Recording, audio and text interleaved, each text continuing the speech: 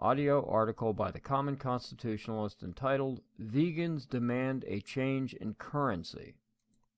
Being a committed liberal can be a tough job. You have to be on your guard at all times for people and things which may offend, plus having to constantly keep track of the nearest safe space you may retreat to, lest things become too overwhelming. I wonder if there is a safe space app, or maybe a specifically designated safe space Uber vehicle with special blackout windows so marauding bands of Trump supporters can't see inside to know there is a helpless liberal still mourning the loss of Hillary. The committed liberal, some might suggest they should all be committed, must also keep a tight rein on his, her, or others' schedule, being ever mindful of the next protest or vigil over police violence, various lives that matter, oil pipelines, stolen elections, at least the ones the left was unable to steal, illegal immigrants, refugees, scary guns, abortions, civil, human, and animal rights. I'm sure I missed a few, but still, that's a pretty demanding schedule. Now imagine being not just a leftist, but a liberal vegan. You must not only be aware of and offended by all standard issue attacks to your sensitivities, but also be mindful of and shun all things animal, such as foods, cosmetics, clothing, etc. And if you are unfortunate enough to be a radical vegan in the UK, Australia, or Canada, things just took a turn for the worse.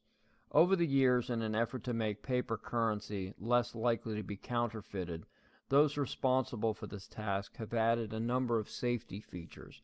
One of these features is the inclusion of plastics or polymers as part of the bill.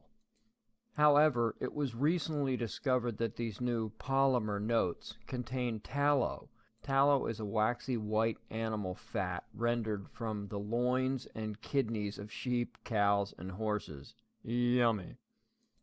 Quote, the Bank of England admitted Monday that traces of tallow derived from animal fat can be found in the new British £5 notes that went into circulation in September, unquote, reports CNN. Needless to say, the news sent many vegetarians and vegans into a tizzy, so much so that they have begun a petition to demand a stoppage of production of the £5 note.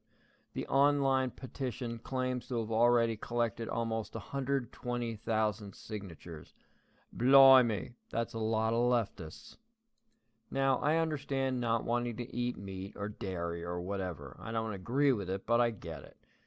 I even get their want not to slather themselves with animal-based cosmetics and lotions and whatnot, but to refuse to handle a paper polymer bill with trace amounts of animal byproducts is a bit over the top.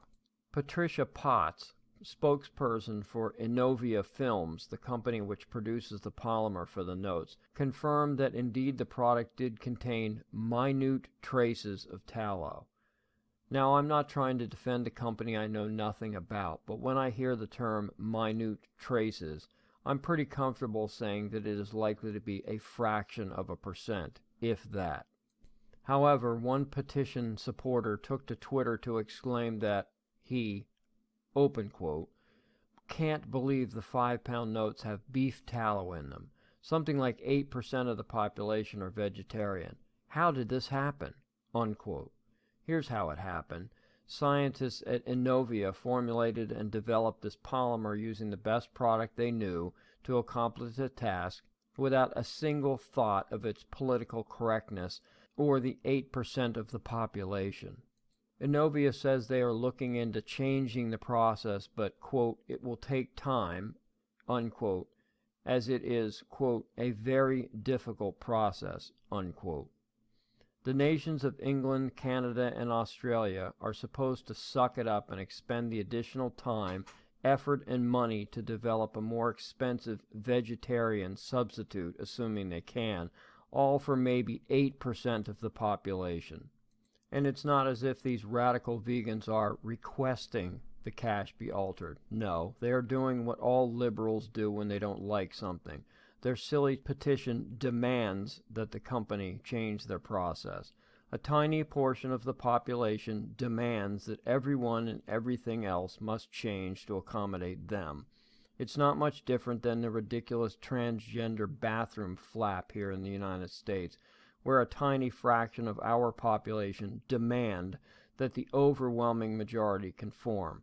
Liberals are the same the world over. Thanks for listening.